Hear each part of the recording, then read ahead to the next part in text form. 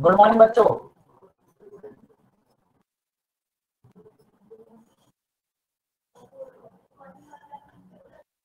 कैसे हो बच्चों? उमंग, घूमने में पूरा ध्यान है आपका? Full focus? कंपाउंड इंटरेस्ट पे ध्यान नहीं है बिल्कुल भी? सर मेरा बस चले ना, मैं सच्ची में अपने रूम में बैठी रहूं। कहीं भी उठा के ले जाते हैं घर वाले। बताओ, मेरा कोई काम भी नहीं था उस शादी में और मैं पूरी विदाई करा के आई हूँ, जानती भी नहीं। शादी में कोई काम नहीं था तुम्हारा? खाना सबसे स्टार्टिंग से लास्ट तक खाया होगा, कुछ नहीं जब से खाया शुरू हुई मैंने, होगी। कुछ भी नहीं खाया सच्ची में। तो कुछ खाना तो चाहिए था कम से कम, वहां गए क्या करने थे फिर? वही तो मुझे खुद नहीं समझ आया मैं क्या करने गई थी। बस ऐसे धक्के से कहीं भी उठा के ले जाते हैं। ये भी ठीक था, समझ ही नहीं आया क्या करने गए थे। जब समझ नहीं आया तो वहां जाकर क्लास ही ज्वाइन कर लेते। क्योंकि बहुत ज्यादा शोर था तो मैं वो भी नहीं कर पाई। देखो, बाहर दुनिया के शोर से क्या मतलब, दिल में शांति होनी चाहिए।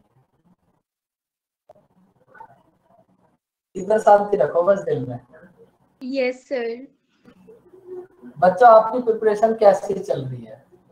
आज आप ये बता दो पहले। परसेंटेज हो गया, प्रॉफिट एंड लॉस हो गया, सीआईपी हो जाएगा धीरे धीरे। आप क्या कर रहे हो? नोट्स अच्छे से बन रहे हैं सब?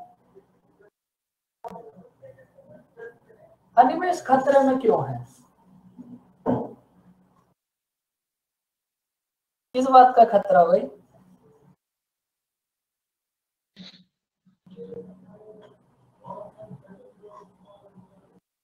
देखो, खतरे का उस बात से बिल्कुल मत डरो। फ्यूचर में वो होगा जो आप आज करोगे। इस बात को ना हमेशा याद रखो। हमारे भी फ्यूचर में आज वही हुआ है जो हमने पहले करा था। Good morning Anamika.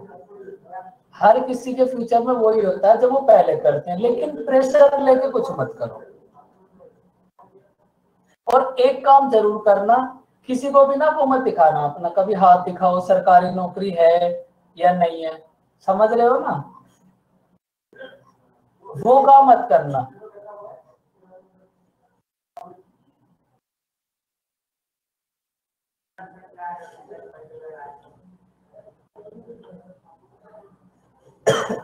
देखो, पढ़ना तो पड़ेगा। अभी तो हमारे पास 2 या 3 महीने हैं। एसएससी वाले बच्चों के पास एग्जैक्ट 74 डेज है। 74 डेज बाद सीजीएल का एग्जाम है, और बैंक वाले बच्चे उसमें 1 या 2 महीने भी और ऐड कर लो, तो तुम्हारे पास टाइम की कोई कमी नहीं है। अब वो देखना आपको पड़ेगा कि उसको कैसे यूटिलाइज करो। या तो फालतू की टेंशन में निकाल दो, या फिर अपना प्रोसेस करते रहो। और टेंशन की तो कोई बात ही नहीं है। या तो चीजें होंगी या फिर नहीं होंगी। अगर हो जाए तो बहुत अच्छी बात, नहीं हो तो हमें पकड़ लो। जिस भी चैप्टर में दिक्कत हो उस टीचर को पकड़ लो, उस टीचर के घर पहुंच जाओ।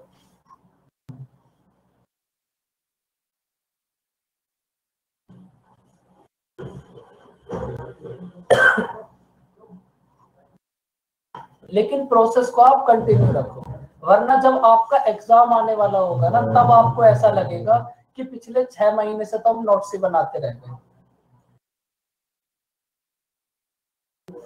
देखो, अंदर से फील आएगा मॉक टेस्ट देने के बाद। जो बात आपको अभी विश्वास सर ने बताई थी, एकदम 100% अंदर से फील तब आएगा जब आप मॉक टेस्ट दोगे। और जिस दिन आपका मॉक टेस्ट में स्कोर होना स्टार्ट हो जाएगा, जितना स्कोर मॉक टेस्ट में आएगा उतना ही स्कोर आपका एग्जाम में आएगा 100%। क्योंकि जो भी आप मॉक टेस्ट देते हो वो भी तो एग्जाम ही है। देखो, अभी आप 50% के आसपास हो अनिमेश। इसका मतलब अभी बहुत कुछ इंप्रूव करना है। तो अभी जो इंप्रूव करना है ना, देखो 2 मिनट समझ लो भाई। आपका स्कोर अभी 50% ले लेते हैं अनिमेश। आपका स्कोर है 50%, और 100% आप कर नहीं सकते भाई। आपका स्कोर है 50%, 100% आप कर नहीं सकते, तो आप कितने परसेंट कर सकते हो मैक्सिमम? भाई अगर मैं आपसे पूछूं आप कितने परसेंट स्कोर कर सकते हो मैक्सिमम? 90 कर सकते हो, 85 मान लो, 85, 90 भी अब अल्टीमेटली स्कोर हो जाएगा। 85 से 90 कर लो आप, 85। अब देखो आपको कितना स्कोर करना है, 50% पे तो आप हो ही, 35% स्कोर करना है ओनली इंक्रीज। अब ये जो 35% इंक्रीज करना है, सबसे पहले ये देखो किस सब्जेक्ट में आप ज्यादा स्कोर कर सकते हो। मतलब जैसे आपने मैथ दिया, मैथ में आपका स्कोर आएगा 50, इंग्लिश में स्कोर आएगा 5 और रीजनिंग में स्कोर आया 30 सपोज। तो सबसे ज्यादा कहाँ इंक्रीज कर सकते हो बताओ? अगर आपका ये स्कोर है, स्कोर कार्ड है, तो सबसे ज्यादा आप कहाँ इंक्रीज कर सकते हो भाई? रीजनिंग में। और कितना इंक्रीज करो? आप इंक्रीज कर सकते हो इंग्लिश में, सबसे ज्यादा इंक्रीज कर सकते हो इंग्लिश में। तो फिर सबसे पहले आप क्या करो, इंग्लिश को पकड़ो और अपना इंग्लिश में स्कोर इंक्रीज करो। जैसे ही आप इंग्लिश में 20 पर पहुंचोगे तो 50 में 15 आपके खुद ही ऐड हो जाएंगे। अब आपका स्कोर हो जाएगा 65%। फिर पकड़ो आप मैथ को, क्योंकि इंग्लिश के बाद मैथ ऐसा सब्जेक्ट है जिसमें आप अच्छा स्कोर कर सकते हो। फिर उधर मैथ को पकड़ो, फिर आप मैथ में धीरे धीरे करके स्कोर बढ़ाओ। अगर मैथ में आप 5 नंबर इंक्रीज करोगे तो इधर स्कोर कितना हो जाएगा? 70%। और ये प्रोसेस ऐसे ही चलता रहेगा। देखो टाइम का इशू बस आप ओनली मॉक टेस्ट से सॉल्व कर सकते हो, जो आपको विश्वास सर ने बताया था। और आप टाइम को उससे ज्यादा कुछ भी नहीं कर सकते। जितने ज्यादा मॉक टेस्ट लगाओगे टाइम आपका उतना ही फिक्स होता चला जाएगा। स्टार्टिंग में तुम्हें दिक्कत आएगी, धीरे धीरे देखना टाइम की दिक्कत बंद हो जाएगी। लेकिन टाइम का बस एक ही आपके पास सॉल्यूशन है, mock test.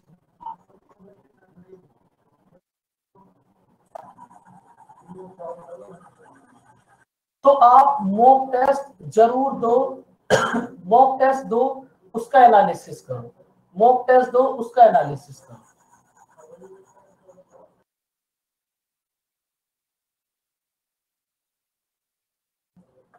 Without mock test ना आपको समझ ही नहीं आएगा आप क्या पढ़ रहे हो। आपको सुनने में बड़ा मजा आएगा कहानी, लेकिन एक्चुअल रियलिटी तो एग्जाम होगा ना। अब आप डायरेक्ट एग्जाम तो देने जा नहीं सकते, लेकिन आपके पास एक प्रोसेस है मॉक टेस्ट।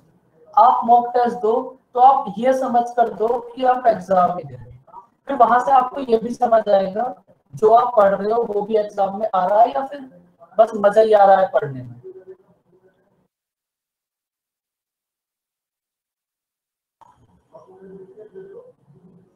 और मैथ के लिए अब यह बुक पर मत जाना, क्योंकि ये जो हमारे पास बैंक वाला प्रोसेस है ना, इस बैंक वाली मैथ के लिए आपको ज्यादा कुछ करना नहीं होता। 4-5 चैप्टर है, मेजर फोकस अभी नहीं पे रखो। वो बात मैं स्टार्टिंग से समझा रहा हूँ। बताओ कौन करता है जो बात मैंने तुम्हें स्टार्टिंग से समझाई थी? डीआई,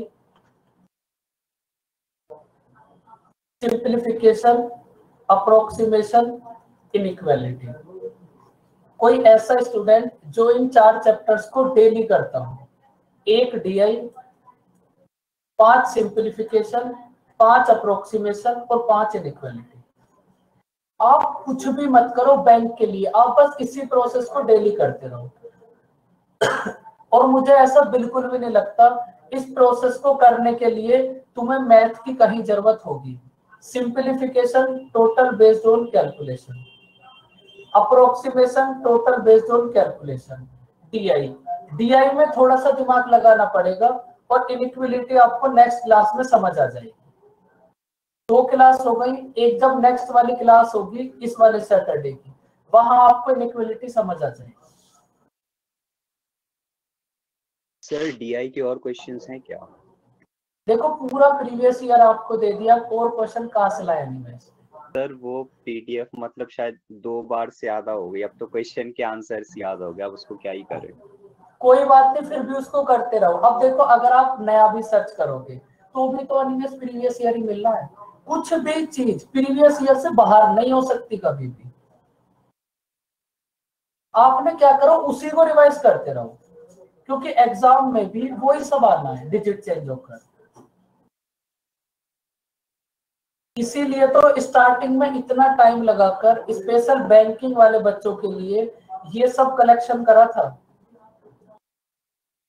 DI, सिंप्लीफिकेशन, अप्रोक्सीमेशन और इनइक्वालिटी। तो आप ना इन 4 या 5 पीडीएफ को डेली करते रहो, और आप कोशिश ये करो कि इसमें से कुछ भी गलत ना हो। जब आप ऐसा ट्राई करने लगोगे ना कि ये गलत ना हो, फिर आपका स्कोर खुद से एकदम ब्लास्ट हो जाएगा, खुद से इंक्रीज हो जाएगा। और बाकी देखो क्लास वाला तो करना ही है भाई। क्लास की बात कहाँ से आई बीच में? इसको करने में कितना टाइम लगेगा ज्यादा से ज्यादा? अनिमेष आप करते हो, आप ये बताओ इतने क्वेश्चन करने में कितना टाइम लगता है? सर 20 मिनट के आसपास लगता है मैक्सिमम। अभी आपको प्रेजेंट टाइम में 20 मिनट से ज्यादा बिल्कुल भी नहीं लगेंगे, मैक्सिमम। अब 20 मिनट तो आप इनको करो, उसके बाद 1 घंटा आप क्लास की पीपीटी रिवाइज कर लो बस, और तुम्हें कुछ भी नहीं करना। लेकिन ये प्रोसेस देखो आपको स्टार्ट करना पड़ेगा। देखो मैं तो आपको सब कुछ कराऊंगा, मेरा काम है कराना, और मैं तुम्हें कराऊंगा भी सब कुछ। लेकिन फिर भी आपको खुद से भी तो कुछ स्टार्ट करना पड़ेगा ना। अब आप ऐसा तो है नहीं अगर मैं आपको इनइक्वालिटी ना कराऊं तो आप करोगे नहीं। मैं तो तुम्हें सब कुछ कराऊंगा, लेकिन खुद से भी तो स्टार्ट करो चीजें। खुद से स्टार्ट करोगे तभी तो बातें समझ आएंगी। पीडीएफ आपको मिली नहीं है क्या बच्चों? भी ये चारों पीडीएफ पूरा प्रीवियस ईयर आपको एक साथ करके दे दिया। जितने भी डीआई के क्वेश्चन आए हैं प्रीवियस ईयर में वो सब दे दिए। जितने सिंप्लीफिकेशन और अप्रोक्सीमेशन है वो सब दे दिया। जितना इनइक्वालिटी है वो सब दे दिया। आप क्या करो, इनको स्टार्ट करो। अगर नहीं मिला तो आपके ग्रुप में सेंड हो जाएगा। पीडीएफ का तो बड़ा पुराना गेम है, और ऑफलाइन में भी हमारे पास ऐसे बच्चे आए हैं, उन्हें कुछ नहीं चाहिए बस पीडीएफ। लेकिन ऑफलाइन में भी पीडीएफ ही देते हो आप लोग? उधर लेकिन अभी स्टार्टिंग में, अभी एकदम से स्टार्ट हो गया ना, उधर तो वैसे हार्ड कॉपी मिलेगी। सर डीआई इस बैच में होंगे? अभी इस बैच में कुछ भी नहीं हुआ, बस सिंप्लीफिकेशन और अप्रोक्सीमेशन हुआ है। लेकिन खुद से भी तो स्टार्ट करना पड़ेगा ना। मैं आपको बस इतना समझा रहा हूँ। सर डीआई तो आप कॉमन में करवाओगे ना कि हाँ मतलब इसी वाले बैच में? क्लास में कराएंगे, हर एक क्लास में अलग अलग, क्योंकि डीआई जरूरी टॉपिक है।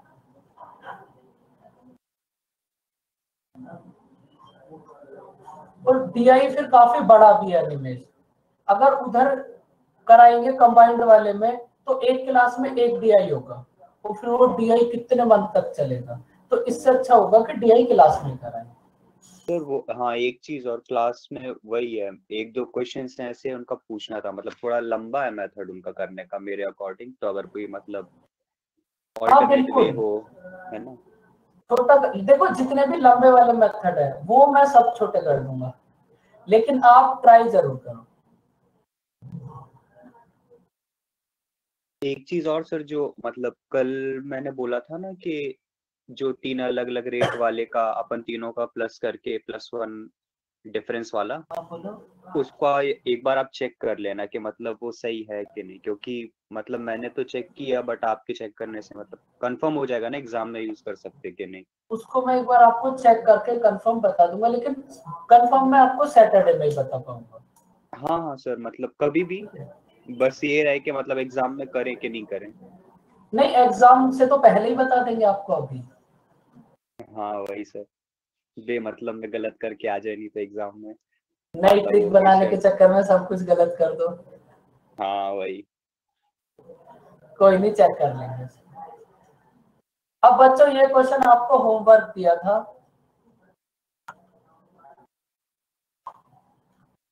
बताओ इसको, इसका आंसर क्या होगा? 3920। दीप्ति आप एक काम करो, इसके बाद भी 5 या 6 क्वेश्चन मार्क अभी और लगाओ, थोड़े कम रह गए इधर क्वेश्चन मार्क। भाई इस क्वेश्चन का आंसर सबका आ गया या फिर किसी को कोई डाउट?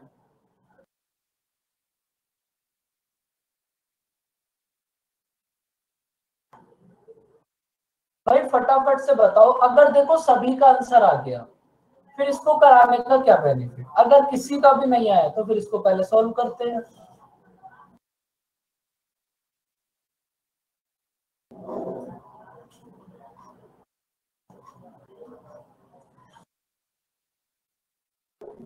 भाई सबका आंसर आ गया तो फिर उससे अच्छा क्या हो सकता है? 3920। बच्चों अब भी बता दो, अब भी आपके पास टाइम है, कोई ऐसा स्टूडेंट जिसका आंसर ना आया हो, वरना फिर तुम्हारे कलेक्शन में एक क्वेश्चन कम हो जाएगा नोट्स बनाने में।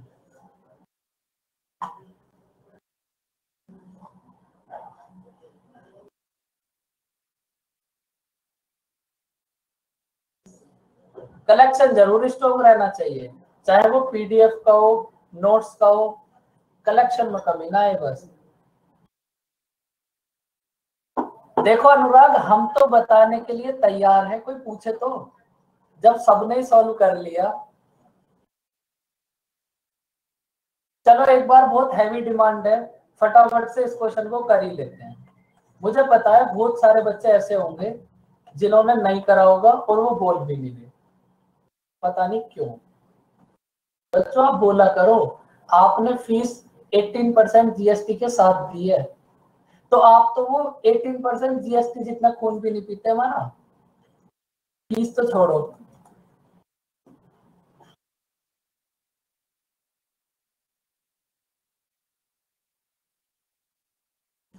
बिल्कुल, देखो जीएसटी जितना खून तो पियो कम से कम। चलो फीस तो फिर फीस है ही, लेकिन जीएसटी भी तो आपको बराबर करनी है।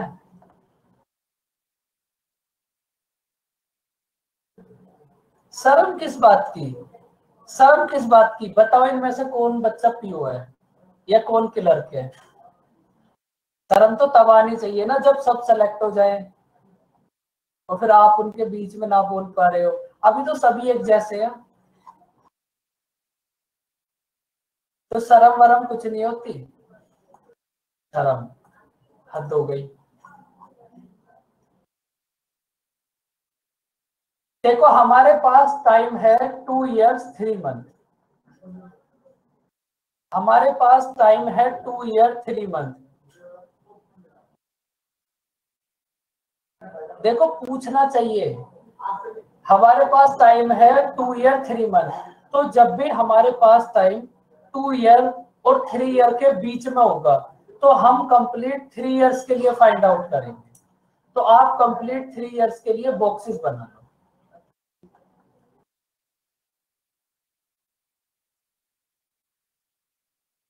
अनुराग ये बॉक्सेस तो अब याद हो गए होंगे या इनमें भी कोई दिक्कत?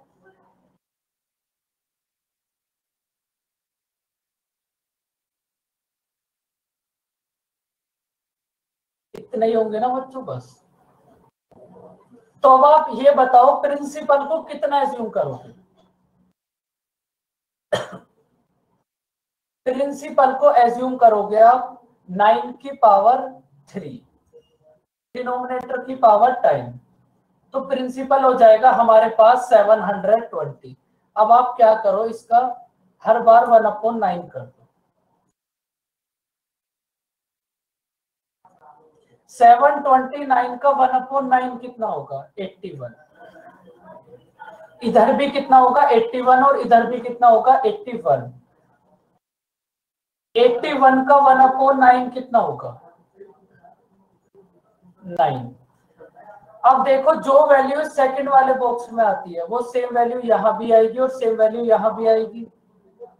भाई जितने भी हमने अभी तक क्वेश्चंस करे हैं तो उनमें एक बात कॉमन है, जो वैल्यू इस सेकंड वाले बॉक्स में आएगी वो सेम वैल्यू यहाँ भी आएगी और सेम वैल्यू यहाँ भी आएगी। तो इस बात को भी आप याद रखना, अगर रेट ऑफ इंटरेस्ट सेम है तो इन तीनों बॉक्स में जो भी वैल्यू आएगी वो भी सेम होगी। उसके बाद 9 का 1/9 कितना होगा?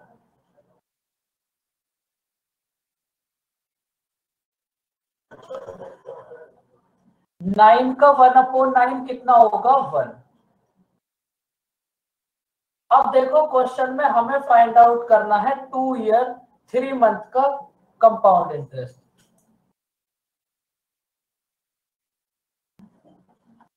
तो सबसे पहले तो आप मुझे 2 मंथ का कंपाउंड इंटरेस्ट बताओ कितना होगा। Change the pen. Green, Karan का फेवरेट पेन।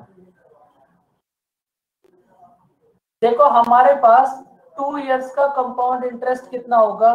81 प्लस 81 प्लस 9 कितना होगा? 171। हमारे पास 2 इयर्स का कंपाउंड इंटरेस्ट हो गया 171। अब हमें फाइंड आउट करना है। सर जी, हाँ जी, नेटवर्क इशू था सर, एक बार फिर से बताएं जो बॉक्सेस के बाद से जो फिल हुआ है उसे बीच में सर आवाज बॉक्सेस को बस हमने फिल करा है। देखो 729 का 1/9 कितना होगा? 81। Yes sir. तो यहाँ भी 81, इधर भी 729 का 1/9 कितना होगा? 81। और इस थर्ड वाले बॉक्स में 729 का 1/9 कितना होगा? 81। उसके बाद 81 का 1/9 कितना होगा? 9। पेन चेंज करना पड़ेगा तब आपको समझ आएगा। 81 का 1/9 कितना होगा? 9। अब जो वैल्यू सेकंड वाले बॉक्स में आएगी वो सेम वैल्यू यहाँ भी आएगी और सेम वैल्यू यहाँ भी आएगी। उसके बाद 9 का 1/9 कितना होगा? 1। सारे बॉक्सेस फिल हो गए। समझ आई बात अनुराग? Yes sir. ये जो मतलब फर्स्ट, बस ये समझ नहीं आया कि इन तीनों बॉक्स में वैल्यू सेम कैसे आएगी? बोलो। नहीं क्वेश्चन है ही नहीं है मेरा। एक्चुअली सर दरअसल कल वाली क्लास मेरी हुई नहीं है, इस वजह से ये दिक्कत आ रही है। ये तो बहुत बड़ा धर्म संकट हो गया, कल वाली क्लास नहीं हुई तो हो गया सर। ये 81 सर जो ये 1 के नीचे लिखा हुआ वो तो क्या पहले ईयर का इंटरेस्ट, दूसरे ईयर का इंटरेस्ट, तीसरे ईयर का इंटरेस्ट 81। ये सर 9 वाला जो हो गया वो पहले वाले ईयर का कंपाउंड इंटरेस्ट हो गया सेकंड वाले ईयर में। फिर सर ये जो सामने उसके 9 लिखा हुआ, अच्छा ये समझ में आया, ये यहाँ पहुंच गए और ये उसके नीचे 9, ये इधर का होगा। बस यही तो जानना था सर। बस सोचिए, समझ आ गया कंपाउंड इंटरेस्ट? बस पार हो जाएगा। समझ करें फिर बंद करें क्लास। अरे सर दिल पे क्यों ले रहे हो आप? भाई अब हमारे पास 2 इयर्स का कंपाउंड इंटरेस्ट हो गया 171 और हमें अब जरूरत है 3 मंथ्स के कंपाउंड इंटरेस्ट की। अब देखो ये जो हमारे पास 4 बॉक्सेस हैं, ये जो हमारे पास 4 बॉक्सेस हैं, ये है हमारे पास कंप्लीट थर्ड वाले मंथ का इंटरेस्ट। मतलब ये 100 इंटरेस्ट है हमारे पास 12 मंथ्स का। भाई ये जो 100 इंटरेस्ट है ये हमारे पास इंटरेस्ट है 12 मंथ्स का और हमें जरूरत है 3 मंथ्स के इंटरेस्ट की। 100 इंटरेस्ट है 12 मंथ का, हमें जरूरत है 3 मंथ के इंटरेस्ट की। तो 3 मंथ्स का इंटरेस्ट कितना होगा? 25। तो कंप्लीट 2 ईयर 3 मंथ का कंपाउंड इंटरेस्ट कितना होगा? 196। इसके बाद देखो प्रिंसिपल को एज्यूम करा था हमने 729, प्रिंसिपल को एज्यूम करा 729, लेकिन क्वेश्चन में हमें एग्जैक्ट प्रिंसिपल कितना गिवन है 14,580। इसका मतलब 729 की वैल्यू गिवन है 14,580, तो 1 की वैल्यू कितनी होगी 20, 1 की वैल्यू है 20, तो 196 की वैल्यू कितना होगी 3920। इसका मतलब कंपाउंड इंटरेस्ट होगा हमारा 2 ईयर 3 मंथ्स का कंपाउंड इंटरेस्ट होगा 3920। बताओ बच्चों, अब समझ आया क्वेश्चन? जिनका आंसर नहीं आया था बोलो।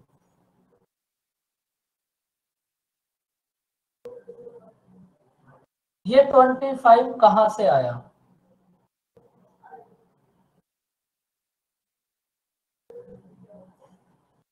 देखो एक बार फिर से देख लो, बहुत हैवी डिमांड है।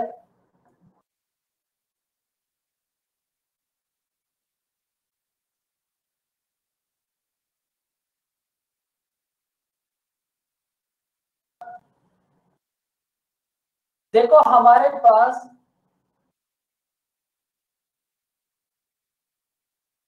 ये जो 100 इंटरेस्ट है भाई, हमें जरूरत है 2 ईयर और 3 मंथ्स के इंटरेस्ट की। अब 2 इयर्स का इंटरेस्ट हो गया 171, 3 मंथ के इंटरेस्ट की हमें नीड है। तो अब देखो ये जो हमारे पास 100 इंटरेस्ट है, ये जो हमारे पास 100 इंटरेस्ट होगा, ये होगा ओनली थर्ड वाले ईयर का इंटरेस्ट। मतलब 100 इंटरेस्ट है हमारे पास 12 मंथ्स का, और हमें जरूरत है 3 मंथ्स के इंटरेस्ट की। 100 इंटरेस्ट है 12 मंथ्स का, तो 3 मंथ्स का इंटरेस्ट कितना होगा 25। अब से बच्चों आपसे ये पूछना पड़े करेगा, किसी का नेट तो नहीं गया? क्योंकि समझ तो आपको आ जाता है, बस आपका नेट चला जाता है। बताओ समझ आया क्वेश्चन? अल्टीमेट बच्चे हैं।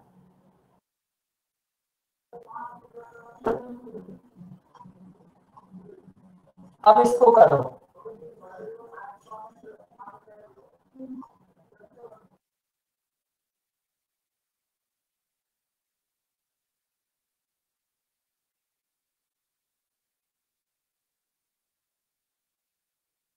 देखो हमारे पास प्रिंसिपल है 5000,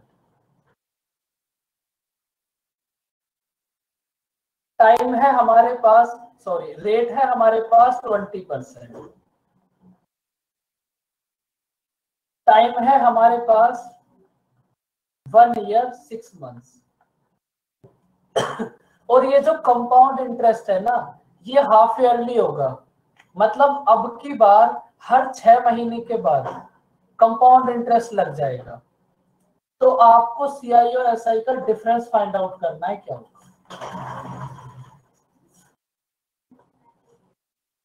बात है भाई कुछ भी। तो आपको सीआई और एसआई का डिफरेंस फाइंड आउट करना है। क्या होगा बताओ बच्चों, कैसे सॉल्व करोगे?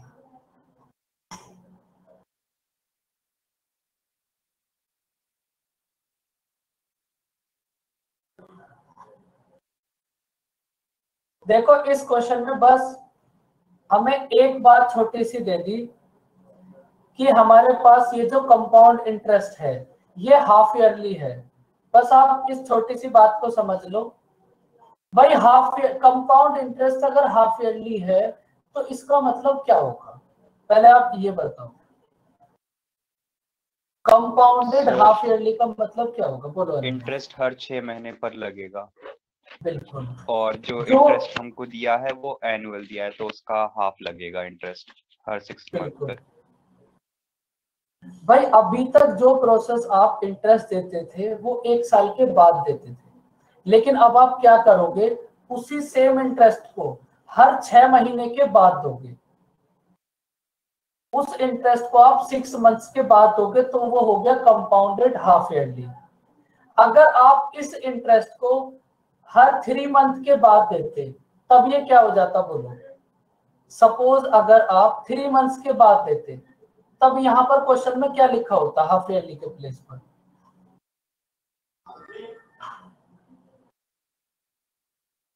क्वार्टरली, क्वार्टर की पूरी नॉलेज है, क्वार्टरली सबको पता है।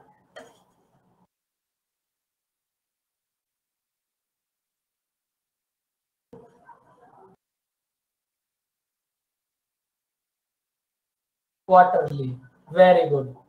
अगर हमारे पास हर 3 मंथ के बाद कंपाउंडेड होता तो फिर यहाँ लिखा होता क्वार्टरली, और उस क्वार्टर का मतलब कितना होगा बताओ? 250 ml ओनली।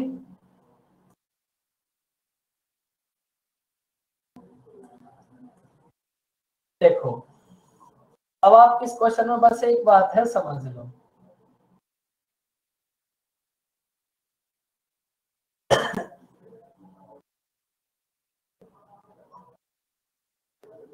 आप मुझे ये बताओ, क्वेश्चन में हमें गिवन है, नहीं अनुराग आपको सब कुछ सिखाया जाएगा, एक चैप्टर आएगा मिक्सचर एंड एलिगेशन, वहां सिखाया जाएगा कितना आपको लेना है, फिर उसमें कितना पानी मिलाना है, जिससे आप सड़कों पर ना लेटते रहो, सीधा अपने घर पहुंच जाओ। आपको सब कुछ सिखाया जाएगा। देखो कंपाउंडेड हाफ ईयरली का मतलब है, आप ये बताओ एक साल में हाफ ईयरली कितनी टाइम्स आएगी?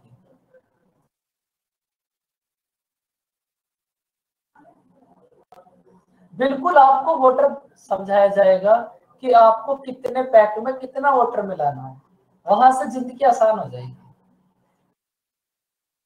भाई हमारे पास 1 ईयर में हाफ ईयरली आएगी 2 टाइम्स, तो आप रेट को 2 से डिवाइड कर दो, क्योंकि ये जो भाई क्वार्टरली आएगी 1 ईयर में 2 टाइम्स, और ये जो हमारे पास रेट ऑफ इंटरेस्ट है ये हमें गिवन है पर ईयर, तो इसको भी हमें हाफ ईयरली पर लाना पड़ेगा। तो आप बार बार अब इतना याद मत रखना, आप बस ये देखो हमारे पास 1 ईयर में हाफ ईयरली आएगी 2 टाइम्स, तो आप रेट को 2 से डिवाइड कर दो, तो हमारे पास एक्चुअल रेट ऑफ इंटरेस्ट कितनी हो जाएगी? 10%। और उसके बाद हमारे पास टाइम है 1 ईयर 6 मंथ। 1 ईयर 6 मंथ्स में हाफ ईयरली कितने टाइम्स रिपीट होगी? बोलो। 3 बार। 1 ईयर 3 बार, तो टाइम हो जाएगा 3 इयर्स। बस अब ये वही क्वेश्चन बन गया जो आपने अभी तक करा था। बताओ बात समझ आई? अगर हमारे पास कंपाउंडेड हाफ ईयरली है, फिर से समझ लो, अगर कंपाउंडेड हाफ ईयरली है तो हाफ ईयरली हमारे पास 1 ईयर में 2 टाइम्स आएगा, तो आप रेट को 2 से डिवाइड कर दोगे, तो रेट ऑफ इंटरेस्ट आ जाएगी 10%। 1 ईयर 6 मंथ में हमारे पास हाफ ईयरली कितने टाइम्स रिपीट होगा? 3 टाइम्स, तो टाइम हो जाएगा 3 इयर्स। और अब ये क्वेश्चन वही बन गया जो आपने अभी तक करा था।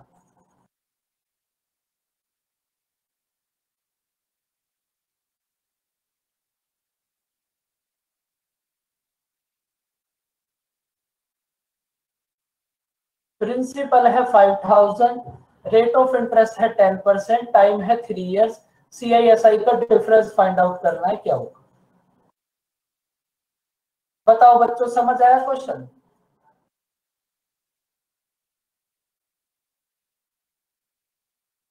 अब देखो अगर इस सेम क्वेश्चन, फटाफट से बताओ समझ आया क्वेश्चन? 155। देखो अगर इस सेम क्वेश्चन में अब यहाँ क्वार्टरली हो जाएगा, इसी से समझ लो सारी बातें, कुछ ऐसा नहीं है कि एकदम नई बात है। इसको 20% कर लो। अगर इस हाफ ईयरली के प्लेस पर क्वार्टरली हो जाए, अगर इस हाफ ईयरली के प्लेस पर क्वार्टरली हो जाए, तो 1 ईयर में हमारे पास कितने क्वार्टरली आएंगे?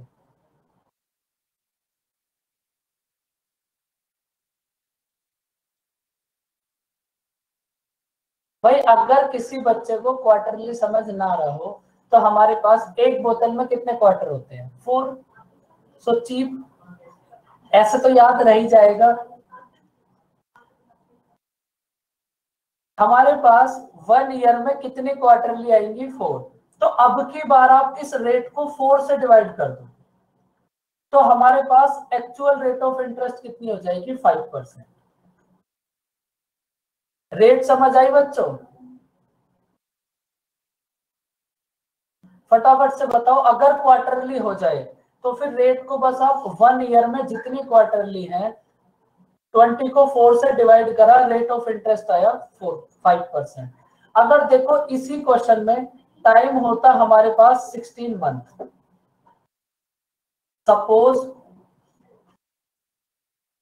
अगर टाइम होता हमारे पास 16 मंथ, तो आप ये बताओ 16 मंथ में क्वार्टरली कितने टाइम्स आती है? 15 कर लो इसको।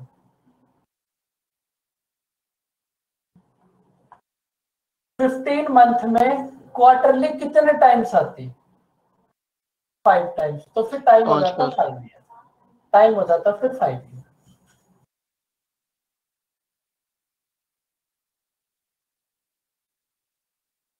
तो बच्चों ये सारी बातें समझ आई आपको?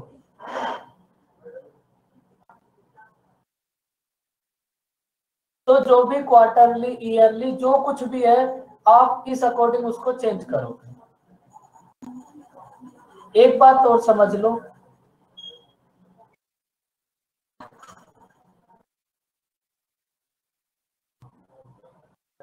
एक सेकंड रुको, एक कल क्वेश्चन भेजा था किसी बच्चे ने, वो इसी के ऊपर बेस्ड था।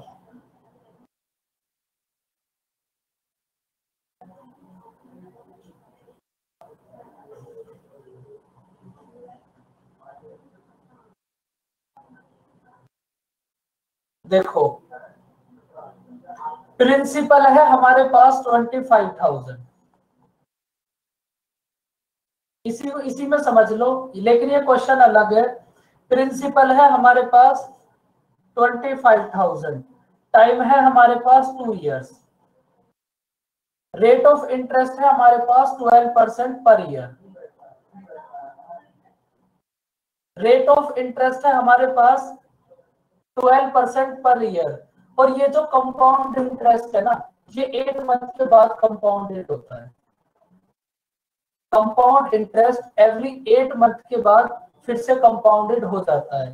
सबसे पहले अब आप यहां से रेट बताओ, एक्चुअल रेट कितनी होगी?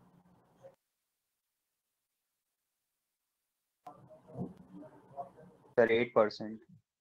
8% होगी। और टाइम 3 इयर्स हो जाएगा। टाइम हो जाएगा 3 इयर्स। फिर वही प्रोसेस, जो क्वेश्चन आप अभी तक कर रहे थे उसके बाद ये वही क्वेश्चन बन गया। ये जो आप यस सर बोल रहे हो, ये क्या बोल रहे हो? अपनी अपनी रेट ऑफ इंटरेस्ट और अपना अपना टाइम बताओ। आपके अकॉर्डिंग कितनी रेट ऑफ इंटरेस्ट होगी और कितना टाइम होगा? अनिमेश ने बोल दिया, सबने यस सर कर दिया। स्वैग बच्चों का।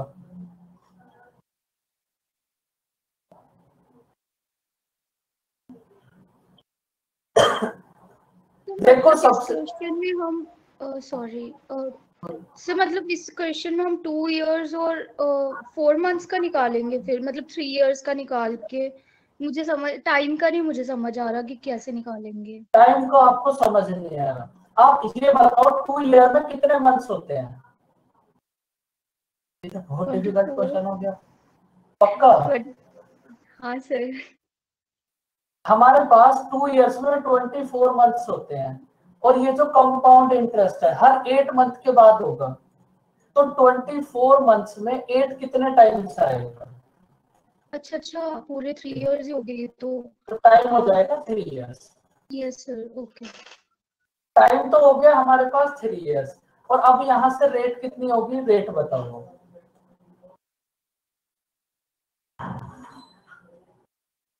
देखो ये क्वेश्चन कोई बच्चा था उसने भेजा था, लेकिन एक्चुअल में ये क्वेश्चन 2018 सीजीएल के 6 जून के फर्स्ट शिफ्ट में आया था। आपने दिया था क्या ये पेपर? इतना रटा हुए। नहीं, पेपर नहीं दिया था, लेकिन हमारा तो काम ही वो है सारे पेपर देखना।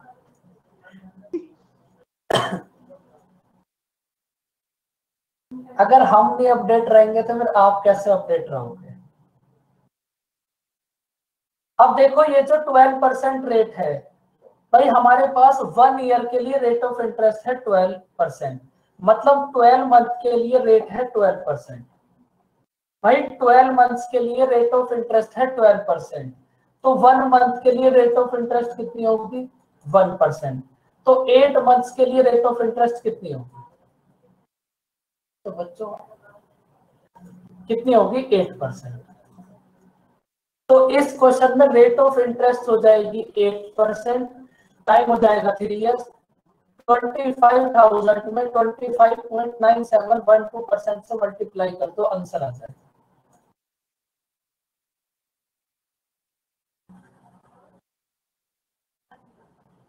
तो बच्चों आप इसको समझ गए कि आप टाइम और रेट को कैसे चेंज करोगे।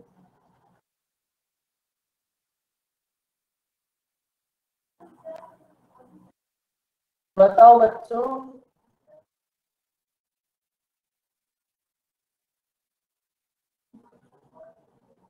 अब अपने वापस से इसी क्वेश्चन बोलो। सर इसका आंसर कितना है? 605। इसका आंसर अभी देखते हैं कितना होगा, हम थोड़ा इधर उधर निकल गए थे, अब वापस आते हैं इधर ही।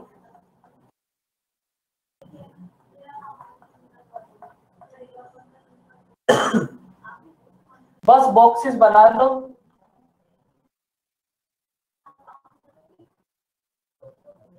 देखो भटके नहीं थे, वो बात बतानी जरूरी थी।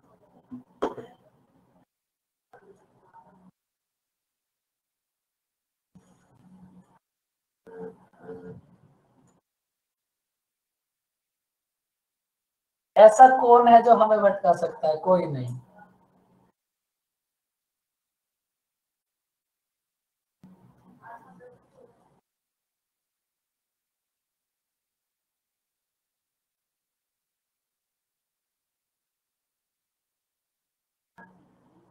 क्वार्टर, क्वार्टर पे बड़ा फोकस है बच्चों।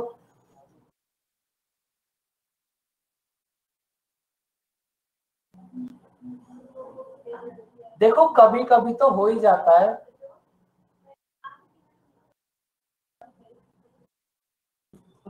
सर क्या है ये तो क्लियर कर दीजिए। क्या कंफ्यूजन? डिस्ट्रैक्शन, उमंग ने पूछा ना अभी। अब आप ये बताओ प्रिंसिपल को कितना एज्यूम करोगे? 1000। बच्चों अब तो ये रट गया होगा। अब इधर कितना आएगा? 100, 100, 100, 10।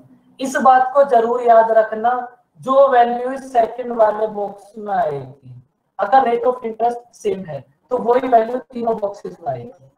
और उसके बाद 10 का 1/10 1। तो हमारे पास यहां से सीआई और एसआई का डिफरेंस कितना होगा? नीचे वाले सारे बॉक्सेस, सीआई और एसआई का डिफरेंस होगा हमारे पास 31।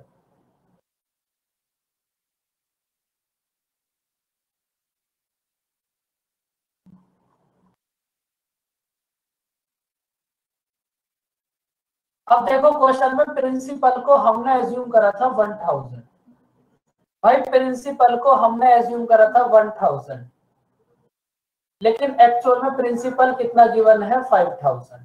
हमने एज्यूम करा था 1000, एक्चुअल में गिवन है 5000। तो यहां से 1 की वैल्यू कितनी होगी?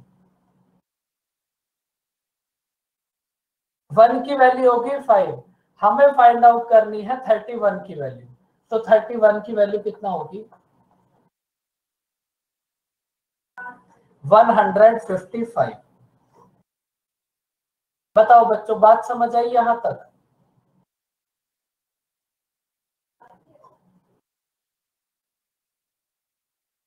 देखो बस प्रिंसिपल हमारे पास इतना ही था, आपने बहुत प्रिंसिपल फाइंड आउट कर लिया। बताओ एक बार चेक कर लो, यहां तक प्रिंसिपल फाइंड आउट करने में किसी को कोई दिक्कत परेशानी? किसी का नेट चला गया हो? सर हाँ जी, सर पिछला क्वेश्चन था ना, उसमें रेट 8% आया था ना, मतलब आपने बताया था वो। हाँ, उसमें सर फिर हम प्रिंसिपल क्या कंसिडर करेंगे? 8% की तो फ्रैक्शन में डिनोमिनेटर में नहीं, इसमें न्यूमरेटर में एक नहीं आता है ना 8% की फ्रैक्शन, तो फिर उसमें प्रिंसिपल क्या कंसिडर करें? 8% की फ्रैक्शन कितनी होगी?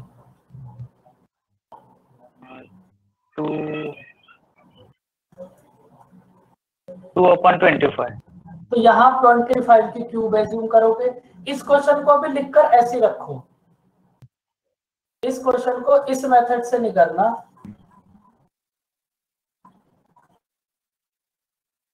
इस क्वेश्चन को भी कराएंगे आपको, लेकिन वहां बस इतना समझो भाई, ये जो आप बॉक्सेस बनाते हो ना, इसके लिए ऊपर 1 हो या कुछ भी हो, इस बॉक्स वाले मेथड में तो ऊपर कुछ भी हो, आपको बस डिनोमिनेटर की पावर टाइम करनी है। हाँ ठीक है। बाकी उस इन सब क्वेश्चन को भी इस मेथड से नहीं करना, बाद में बताएंगे कैसे करना है, तो उस क्वेश्चन को भी कराएंगे। उसमें बस आपको अभी रेट और टाइम समझाया था कैसे करो। देखो बच्चों, एक बहुत सुंदर सा फॉर्मूला होता है हमारे पास, amount equals to principal 1 plus R upon 100 की पावर t। रटा हुआ होगा एकदम फॉर्मूला। ऐसे कितने बच्चे हैं जिसको ये फॉर्मूला याद है? ऐसे कितने बच्चे हैं जिनको ये फॉर्मूला याद है? Amount equals to principal 1 plus R upon 100 की पावर t। t मतलब टाइम,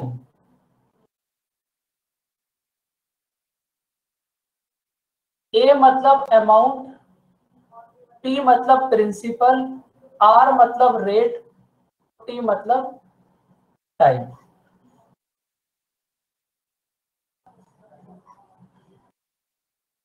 देखो सबसे पहले आप इस क्वेश्चन को इसी मेथड से करना। इस क्वेश्चन में आप ये बताओ भाई, प्रिंसिपल है हमारे पास 1000, प्रिंसिपल है हमारे पास, देखो बॉक्सेस वाला जो मेथड था वो प्रिंसिपल फाइंड आउट करने के लिए था, अब आपको फाइंड आउट करना है टाइम। प्रिंसिपल हो गया, अब नंबर आएगा टाइम का, फिर रेट का। अब देखो इस क्वेश्चन में प्रिंसिपल है हमारे पास 1000, रेट है हमारे पास 1331, तो ये कितना होगा? Sorry, amount,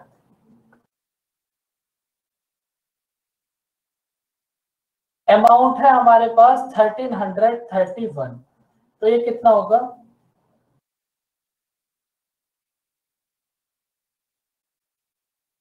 equals to 1000, 1 plus rate है 10%, 10 अपॉन 100 की पावर t।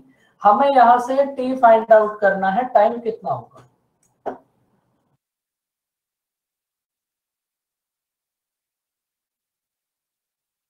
तो ये कितना हो जाएगा? 11 अपॉन 10 की पावर t। अब ये जो 1331 और 1000 है, इसको आप 11 अपॉन 10 की फॉर्म में बना लो, तो ये कितना हो जाएगा? 11 अपॉन 10 की पावर 3 इक्वल्स टू 11 अपॉन 10 की पावर t। दोनों साइड का कंपैरिजन करोगे तो टाइम कितना आ जाएगा? 3 इयर्स। दोनों साइड का कंपैरिजन करोगे तो टाइम आ जाएगा 3 इयर्स। बताओ बच्चों, ये बात समझ आई? फटाफट से बताओ, बस टाइम आप इसी टाइप से फाइंड आउट करोगे।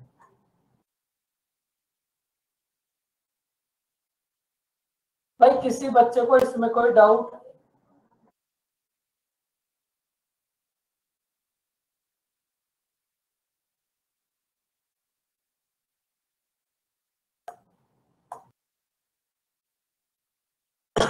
अब देखो हम क्या करेंगे, डायरेक्ट इस लास्ट स्टेप को देखो आप। लास्ट स्टेप में आपने क्या करा उसको समझो। भाई हमारे पास प्रिंसिपल है 1000, अमाउंट है 1331, रेट ऑफ इंटरेस्ट है 10%। 10% की फ्रैक्शन कितनी होगी? 1/10। अगर प्रिंसिपल है हमारे पास 10 और 1 मिला हमें इंटरेस्ट, तो अमाउंट कितना हो जाएगा? 11। अब बस ये चेक कर लो ये कितनी पावर पर है। ये होगा हमारे पास 10 की पावर 3 और इधर भी होगा 11 की पावर 3, तो टाइम कितना हो जाएगा? 3 इयर्स। बस आप डायरेक्ट इनकी पावर चेक करो, अगर पावर 2 होती तब टाइम कितना हो जाता? 2 ईयर। भाई लास्ट स्टेप ये जो आपने करा है इसको आपने यही तो करा है। पावर 3 थी तो बाहर 3 आ गया, तो कंपैरिजन करने के बाद टाइम कितना हो गया? 3 इयर्स। अब इस प्रोसेस को आप डायरेक्ट ऐसे करना, 10 से 11, 10 की पावर क्यूब 11 की पावर क्यूब, तो टाइम कितना हो जाएगा? 3 इयर्स। वाह इतनी जल्दी, फंटास्टिक। बताओ बच्चों समझ आया? बस टाइम आपको ऐसे फाइंड आउट करना है, टाइम में दिक्कत नहीं होगी। लड़कियों का भी अलग ही स्वैग होता है एकदम। सर मतलब अमाउंट वाले क्वेश्चन में इस टाइप से करना है? अमाउंट वाले क्वेश्चन में नहीं, जब आपको टाइम फाइंड आउट करना है तब।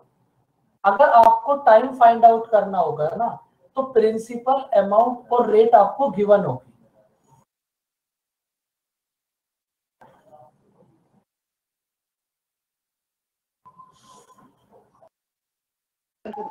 सर इससे पहले जो बॉक्स मेथड कर रहे थे, क्या पता उसमें भी टाइम के लिए फाइंड करने के लिए हो जाए, तो अभी हम ये वाला यूज करेंगे।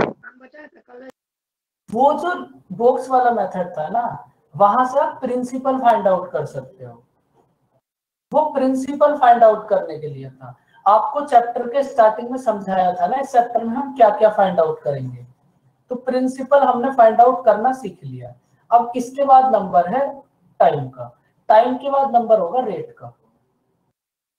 बॉक्स से तो प्रिंसिपल आएगा। सर अभी लास्ट वाला क्वेश्चन उसमें तो प्रिंसिपल ऑलरेडी गिवन ही था, तो हम ये कह सकते हैं कि वो बॉक्स मेथड प्रिंसिपल फाइंड करने के लिए है। अगर आप यहाँ बॉक्स मेथड लगाओगे तो आप क्या फाइंड आउट करोगे वो बताओ। सर मैं ये नहीं कि यहाँ पे वो बॉक्स मेथड अप्लाई करो, मैं ये कह रही हूँ कि हम ये नहीं कह सकते कि बॉक्स मेथड मतलब सिर्फ और सिर्फ अमाउंट प्रिंसिपल फाइंड करने के लिए है। वहाँ तो हमने बहुत सारी चीजें फाइंड की है। मतलब वो फाइंड आउट करने के लिए था प्रिंसिपल, सीआई, सीआईएसआई का डिफरेंस, मतलब जो प्रिंसिपल से रिलेटेड चीजें हैं। प्रिंसिपल, सीआई, सीआईएसआई का डिफरेंस। अब हम कर रहे हैं time find out.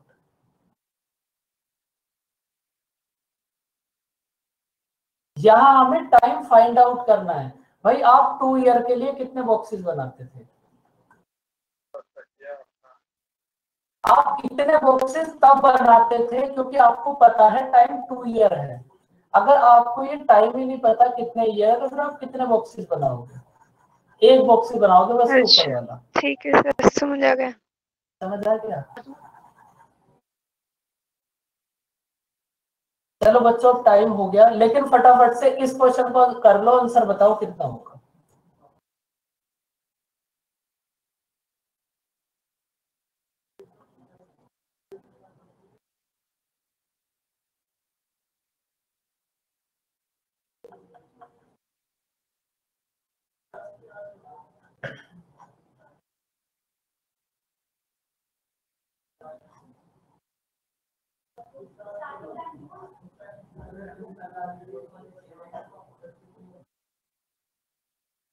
Sir 3 years ही होगा।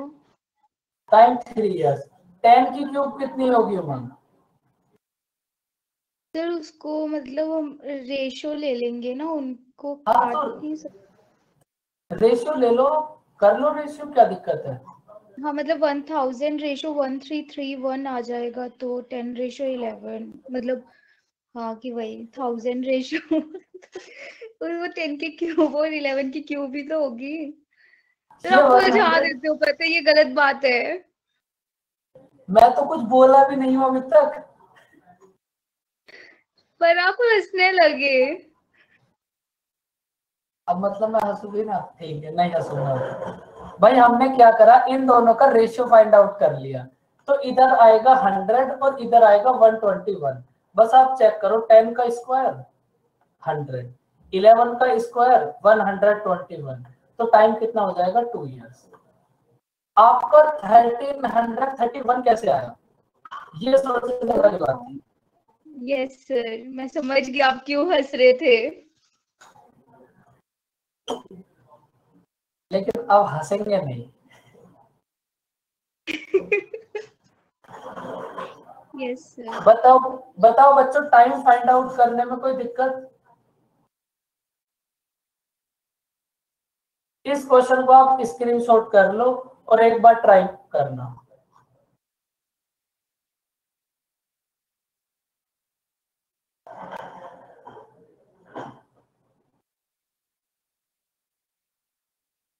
तो बच्चों अब हम मिलते हैं कल। सर 2 ईयर्स का भी आएगा।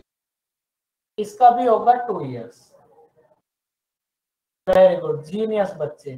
टाइम फाइंड आउट करने में एक्चुअल में भी आपको इतना ही टाइम लगेगा जब आप थोड़ी सी प्रैक्टिस कर लोगे। रेट फाइंड आउट करने में भी इतना ही टाइम लगेगा जितना टाइम को फाइंड आउट करने में लग रहा है। थोड़ी सी दिक्कत प्रिंसिपल में होगी बस, क्योंकि वहां कैलकुलेशन हो जाएगी।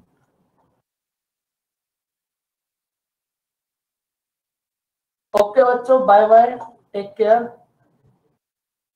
मिलते हैं कल। और अनिमेश और उमंग आपसे मिलते हैं 1 बजे। सर कल क्लास नहीं है ना? कल क्लास नहीं है, पता नहीं। अच्छा ठीक है, वही सर कल बाहर जा रहा नहीं है हूँ, कल फिर सर, मैं आपकी नहीं है हमारे साथ। चलो अच्छा। कल नहीं होगी, फिर परसों है। परसों होगी। परसों पढ़ लेना रिमेनिंग कंपाउंड इंटरेस्ट। जी सर। ओके बच्चों, बाय बाय, टेक केयर।